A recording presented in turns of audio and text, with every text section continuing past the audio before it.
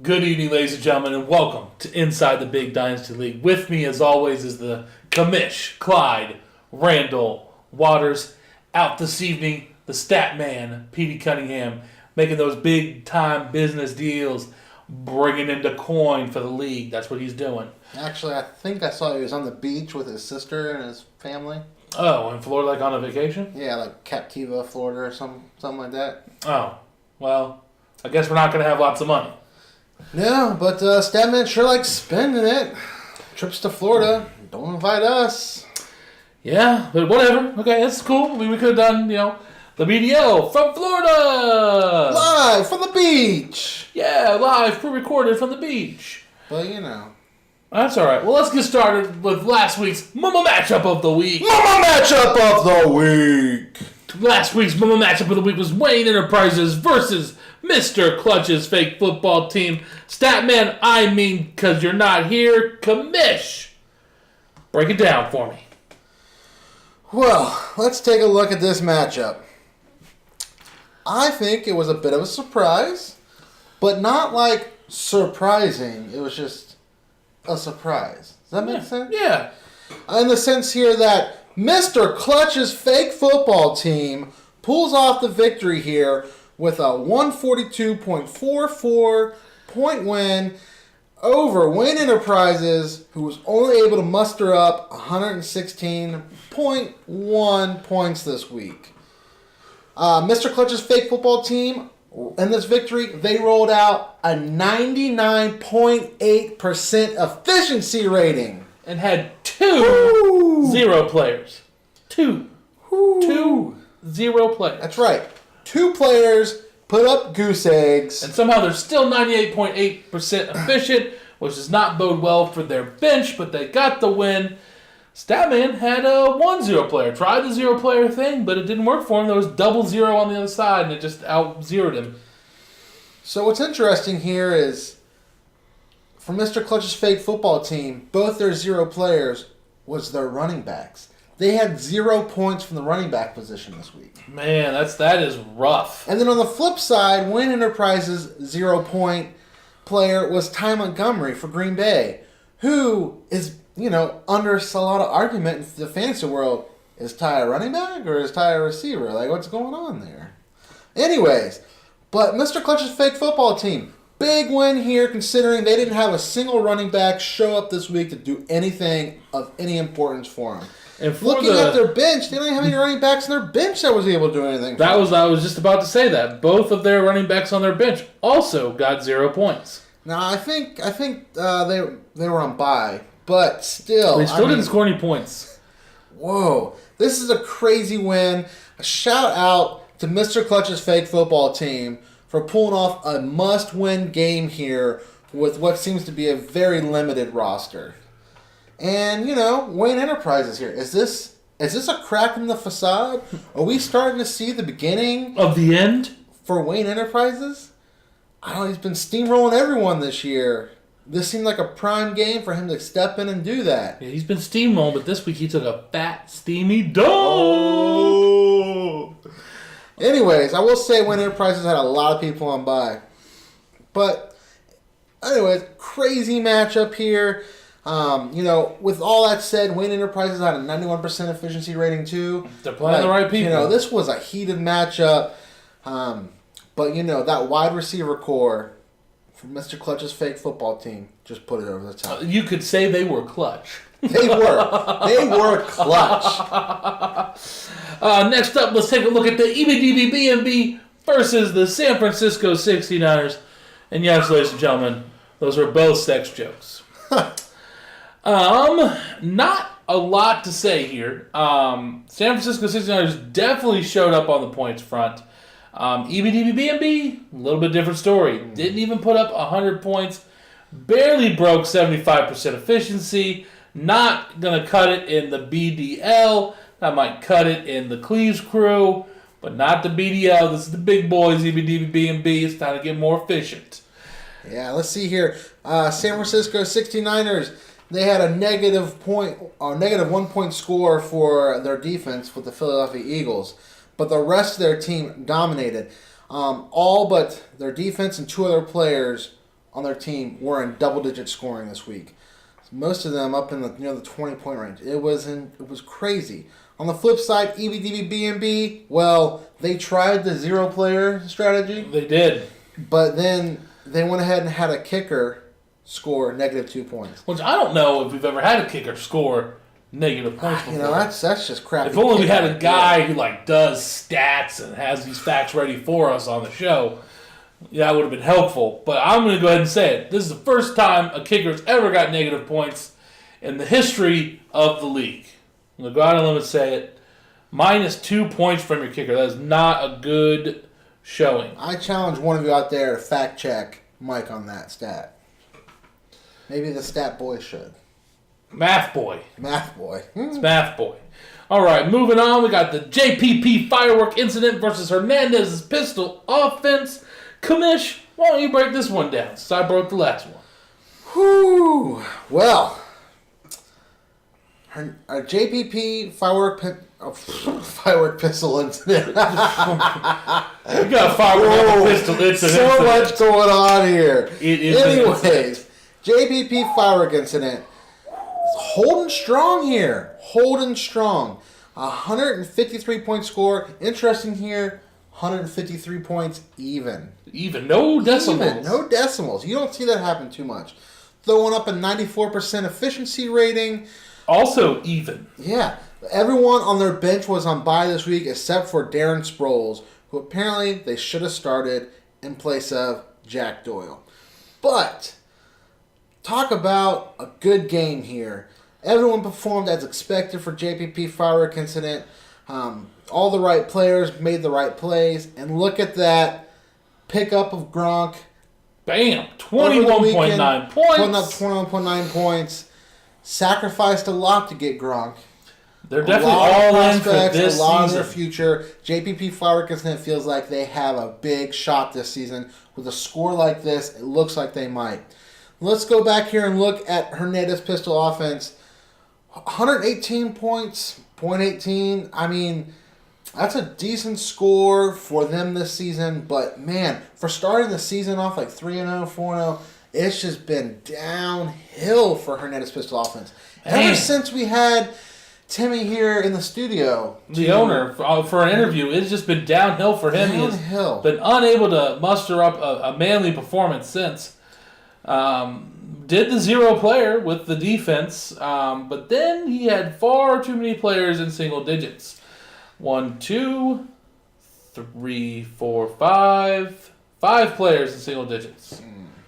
And I'm starting to wonder if he just doesn't have the right, if he just doesn't have the right mindset this season about his team. He's got points on his bench he could have put out there.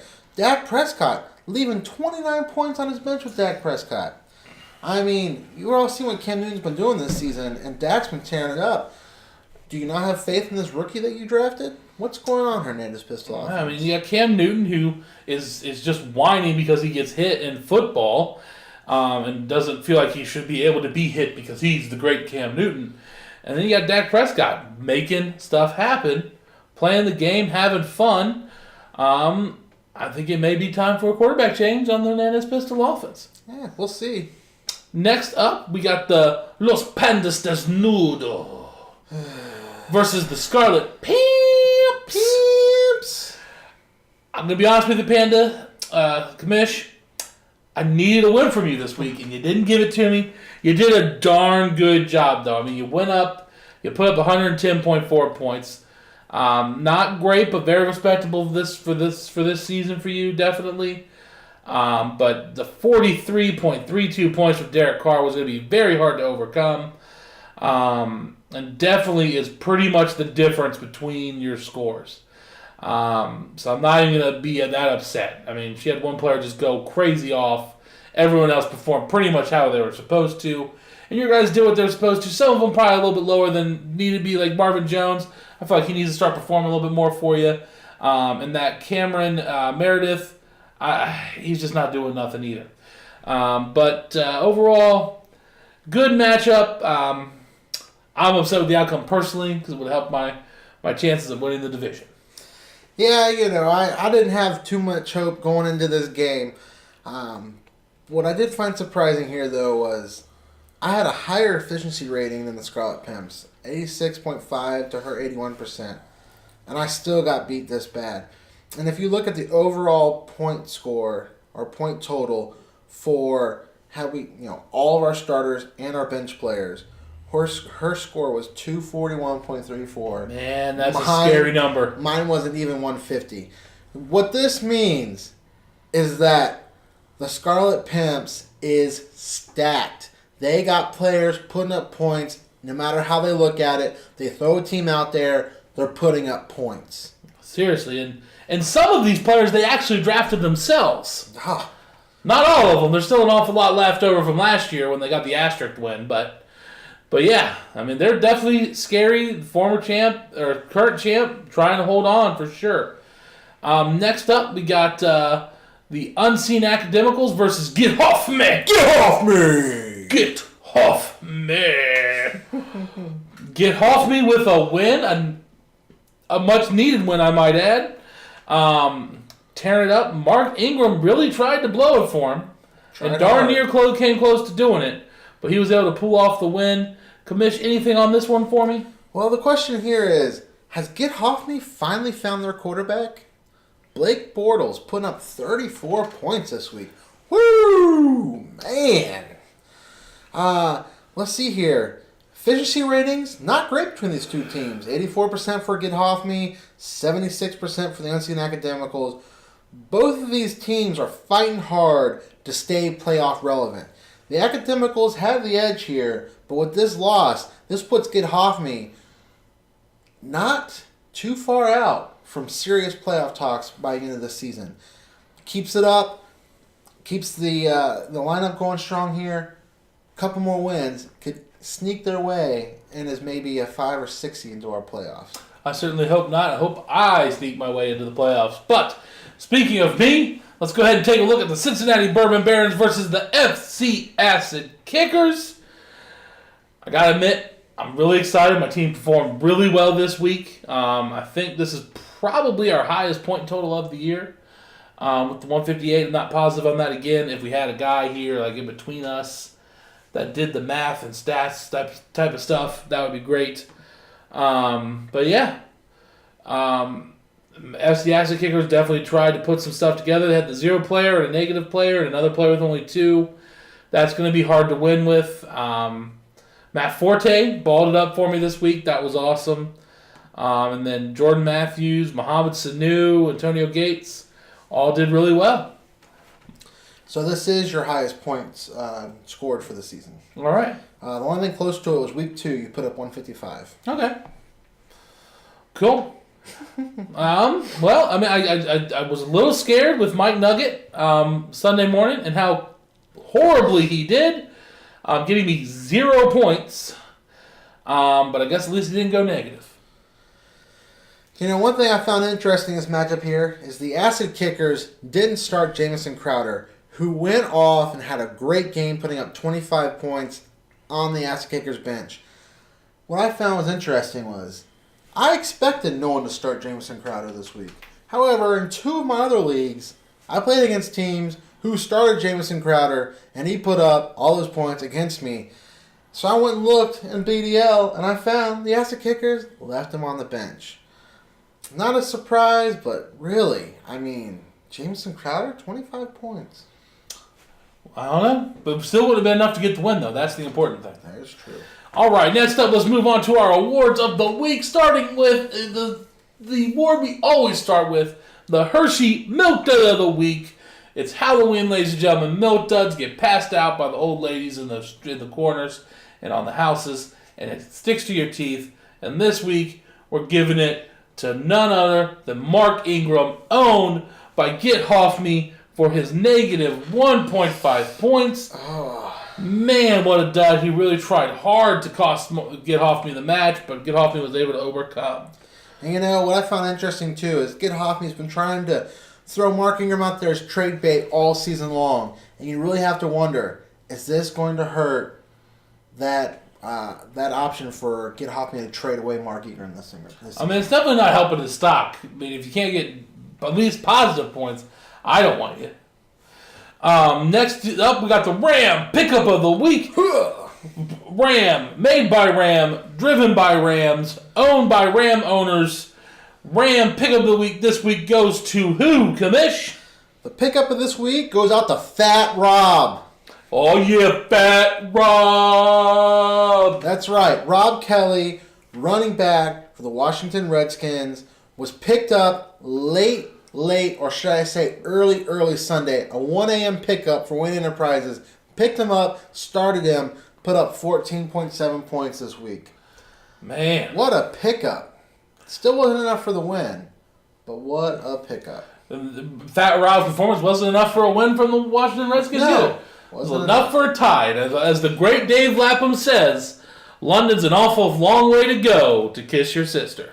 Dave Lapham, a man of great words. Yes, man, what a great man. And speaking of Dave Lapham, the Dave Lapham Whooping of the Week award is going out to who? Commish. The Whooping of the Week is going out to, let's see here, the 69ers over EBDBB. The 69ers, 165 points to the EBDB's 73 points, like a 70-point whooping there. Boom! 70 points! That's almost as many points as the EBDB scored. Almost a discount double up, not quite. We haven't really had any of those this season yet, I don't think. Well, yeah, like I said, the league's much more competitive. I'm super excited. I mean, I've had some crappy weeks, but even those crappy weeks, I played against teams that had crappy weeks. Yeah. All right, next up we got the Resurrected Team of the Week, brought to you by Lazarus Department Stores. And this week, that one is going to the Cincinnati Bourbon Barons, owned by this guy here, with their 58-point victory over the Acid Kickers. We really needed this bounce back and a good week of points, and hopefully we can roll this into next week and beat the Pimps, but we will see. Next up, we got the Poopery Poo-Poo Team of the Week for the team that just stank so bad. Just stanky. Just nasty. Just nasty. Like a big, sweaty... That's all right. Moving on here. This one is going out to who? Commish? Goes out to the EBDBBMB. 93 points this week. Might be trying to change those sheets, EBDBBMB. I think the only team in the league that didn't get at least 100 points this week. Definitely is factually correct with that answer. And this might almost either tie, I think it might tie EBDBB for the amount of poopery awards with me so far this year. All right. Hey, you guys are really battling it out for pooperiest team of the year. Next up, we got the surprise breakout player of the week, brought to you by Proactive, and that one is going out to Jordan Howard. Started by who? Commish? Started by Hernandez Pistol Offense. 30.2 points. Crazy amount of points. Most points the guy scored all year by at least 10, I believe. This was on Monday Night Football against the Vikings defense. And as you know, it all comes down to Monday night. It really does. All right. Let's go ahead and move into next week's Mama Matchup of the Week. Mama Matchup of the Week. This week's Mama Matchup of the Week is the EBDBB&B versus Hernandez's Pistol Offense. A matchup of two teams that desperately need a win to save their dignity and pride. Commish, break it down for me. Oh, let's see here. This matchup, well, as of right now, it looks like it could be a close matchup. Overall, the Hernandez Pistol Offense are 4-3 all time against the EBDBB&B. However, back in week 7, the EBDBB&B won the matchup 130 to 120. That's one of the 2 wins the EBDBB&B has so far this season. All right. Let's see, any notable players coming out of this one? The questions here we'll have to ask. Is Hernandez Pistol Offense going to start Cam Newton, or are they going to finally put in Dak Prescott? Good question. It is a good question. I would venture to say that they're going to be hopefully finally learning from their mistakes and starting Dak, but who knows? Who knows? Is anyone on bye for them? I'm not sure. Looks like their tight end, Martellus Bennett, is on bye. That could be a big loss for them. But anyways, yeah. I don't know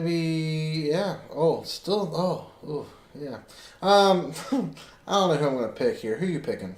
Mike? I don't know who I'm picking yet, but the Statman is going with Hernandez Pistol Offense. I'm leaning that way, going with the experience in the league. And you know what? I'm going to lock it in, Hernandez Pistol Offense. You know what? I am too. That means we can sweep it. All right, next up we got Wayne Enterprises versus the San Francisco 69ers.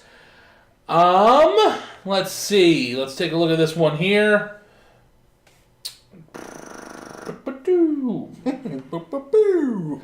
All right, so one here. Let's see. This is going to be a good matchup as well. Wayne Enterprises and the Niners, they're both fighting right now to stay relevant within their division. Who has an opportunity to be taken away by either Mr. Clutch's Fake Football Team or the JPP firework incident? Wayne Enterprises desperately is going to have to win this week to stay relevant. The Niners are trying to win this week to definitely stay relevant and to hold on to possibly the last playoff spot without their division. Looking at the matchup here, Wayne Enterprises is going to have a lot of people back this week, like their running back, Le'Veon Bell. And it looks like the Niners are going to be without quarterback Carson Palmer. Right now, I'm going to have to say the edge is going to Wayne Enterprises. Well, I got to tell you, we spoke to the Statman earlier, the coach of Wayne Enterprises, the Statman, Petey Cunningham, and he said we should stick to the fundamentals for whatever that gives you. Let's see here. Good quote. The Statman is going with the Niners, doesn't believe in himself. Never does. I'm going to believe in him for him. I'm going Wayne Enterprises. All right. Next up, let's take a look at Mr. Clutch's Fake Football Team versus the JPP Firework Incident. Let's break that one down for me, Commish. Well, Mr. Clutch's Fake Football Team and JPP Firework Incident, they are both currently tied at 7-3 for part of first place and the Punters. Why division. So this is a must-win week for both of these teams. But you know what's crazy about a head-to-head matchup, Mike? There's history to it. No, only one of these teams could win. Oh, okay. I guess they could tie like the Bengals. There's no tying in the BDL. We have tiebreakers like crazy. But yet we've had ties in the past. Anyways. Well, there is tying. You know, looking at this, JPP Firework Incident has Gronk on their side now. We learned in this past week that Mr. Clutch's Fake Football Team doesn't have anything in the way of running backs. But who knows? Maybe they're getting somebody back off a bye this week. It's going to be a crazy matchup. I'm going to say JPP Firework Incident has the edge. I'm going JPP Firework Incident as well, and it looks like the Statman is as well, so we can sweep that one under the rug. Sweep it! Whew. All right, next up we got the Cincinnati Bourbon Barons versus the Scarlet Pimps. I'm taking myself. I don't know if it's going to work, but I'm feeling confident this week. As a matter of fact, we spoke to myself as the coach, and I said, and I quote, statistics can be misleading. We also spoke to the owner of the Scarlet Pimps, and she said, this game is for bragging rights. Oh, man. Whoa. Ooh. Whoa. Ooh. This is another matchup, though, that has a lot of what's that called? Drama? I guess you could say drama. I don't know. Anyways, if you can pull off one this week, you'll be tied with the Scarlet Pimps for first place in the Bearded Beatdown division. I'm the bearded part, and I hope to be part of the beatdown. Beatdown. Anyways, looking at this here, though, just taking a quick peek at the preview, looks like the Pimps are going to be losing some people to buys this week, and they're already running pretty weak at the running back position. I'm going to throw this out there that the Bourbon Barons bring home a victory. I'm going Bourbon Barons too. Statman, however, is going with his sister, so we can't sweep it. He went with the Pimps. Next up, we have Los Pandas Desnudo versus Get Off Me. Commish, why don't you break down your matchup here while I pull it up? Well, don't know what's going to happen this week. Doesn't look like it's going to be good, as I'm losing a lot of players to buy. Like, a lot of players to buy this week. It really looks like you have a lot of players on bye this week. Yeah, I knew this week was going to be a hard one, starting the beginning of the season. I got a lot of worry about Jaquiz Rogers and possible injury being out. What am I going to do? I'm just cursed to the running back position again. Yeah, it definitely seems like it may actually be a curse. And hopefully it takes you less time than it's apparently taking the Cubs to get over their goat curse. But, I'm just hoping that I don't succumb to a discount double up this week. I hope you don't either. I think you can get something together to be respectable. But I got to be honest with you, I've got to take Get Off Me this week. So does the Statman. So that's a sweep it. All right, and our last matchup, the FC Asset Kickers versus the Unseen Academicals. Let's pull this one up here. This one's going to be an interesting one. These are two teams that are running out of things to play for other than maybe winning the toilet bowl and getting a good draft pick. The Academicals, they're hanging in there. A win this week could really keep them in a nice playoff position. I said almost. Almost. All right. Spoke to the Asset Kickers, and they said, and I quote, we have to dedicate the tempo. Dictate the tempo. Sorry. My handwriting. Yeah, I see. Yes, it's the handwriting on the screen here. It's horrible. Anyways, I'm gonna take the Unseen Academicals. I think I'm gonna go with the Unseen Academicals. They got a lot of people on bye, and right now, according to the preview, they're not looking too good. But they have to make some adjustments, and I think they'll pull it off. Statman went with Unseen Academicals too. So I guess that means we can sweep that. And besides one matchup, we swept the whole week this week. Well, pretty much. So it should be an exciting week, ladies and gentlemen. Get your picks in. Let's see. So we do have one note information to throw out. I want to alert everyone that there was a glitch with the My Fantasy League software that occurred last week. I spoke to the support for the My Fantasy League platform, found out that any trades that were proposed that included a comment, such as, let's say, a trade that was proposed for Gronk between two teams. Rob Gronkowski, I Yeah. believe, is what he means by Gronk. Let's say the trade was, let's throw out a couple players and I'll throw you a pick. Oh, and in the comments it's going to mention, hey, I'm also going to give you so-and-so and so-and-so from my college squad. And that was in the proposal. That trade was accepted. But on the exception notice, the accepted notice that went out to everyone, the comment was dropped. When the poll was then created for everyone to vote on it, the comment, which included the note of these other two players, was dropped. Aha, looking as if you gave Gronk away for a mere couple of crappy players. Exactly. So I reached out to the support team at myfantasyleague.com, discovered that there was an issue that was affecting any trades that were completed from Wednesday through Sunday of last week. They went through and did update that trade for us to have the correct data so it's properly logged in our league history. And they also assured me that this has been corrected and we should no longer have this issue moving forward. I'll tell you what, and this is why you pay for a premium site like this one. Yes, they got back to me within an hour. It is the customer service and the ability to make sure that our historical records and everything are kept clean. I mean, when you're talking about fantasy here, there's so much on the line. Yeah. You got to make sure the record is right. Yeah, it's fantasy, but it's also real. Like, real. It's real fantasy. Yeah, it's not fake fantasy. It's real fantasy. But, I'm also going to move this into discussion here. It's that time of year. People are really trying to either push hard in that playoff or they're starting to try to build that glimmer of hope for next season. Yes. And because of that, trade requests are flying around like crazy.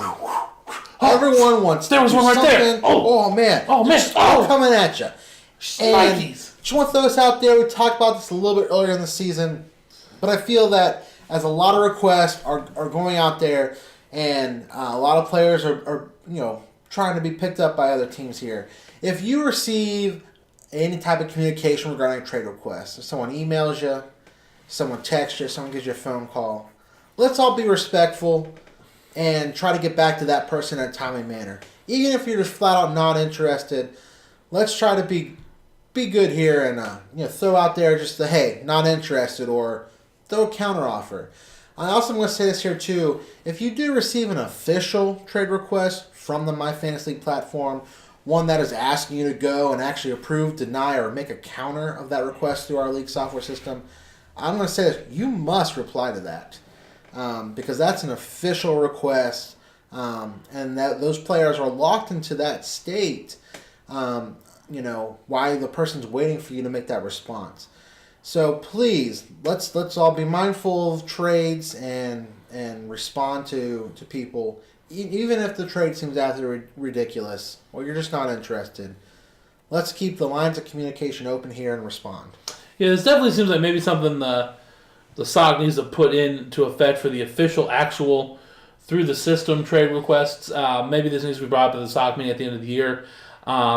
Which, again, don't forget, guys, if there's changes you want to see in the league, things you want altered, get to a SOC member, let them know, and at the end of every year, we look at the entire way we do this, and we come up with different ways to do it if we need to make changes. We do it at the end of the year and the beginning of the year. Get those types of things into us so we can look at it. We don't like to make big changes in the middle of the year, but that will be something to look at changing for sure next year. I'm guilty of the ignoring of an email or a text. If it's an email or a text, not an official thing, to me, my silence is a no. I'm guilty of that, and I'm going to try to do better of it. One other thing of note is, this isn't a big deal, but the NFL did bye weeks a little bit differently this year. So we're moving the doubleheader week up a week. So it'll be week 12, I believe it is. You're still going against the same people. You're just doing it week 12 instead of week 13. And then week 13 will be what week 12 was going to be again. Same people. The only difference is you're not going to have any buys during the doubleheader week, which is why we choose the weeks we do them. We totally missed on the fact that the NFL was, after endless amounts of years of doing it this exact same way, they changed it this one time. So if you notice something like that, that's what that was. No big deal. If you got questions, send them to the commissioner, or you can call me too. Yeah, and week 13 should be the last week of buys for the season, which is also the last week of the regular season for our league. So there will be no buys as we move forward into the playoffs. Anyway, ladies and gentlemen, have a good night and stay having fun. After all, that is what this is all about. Peace.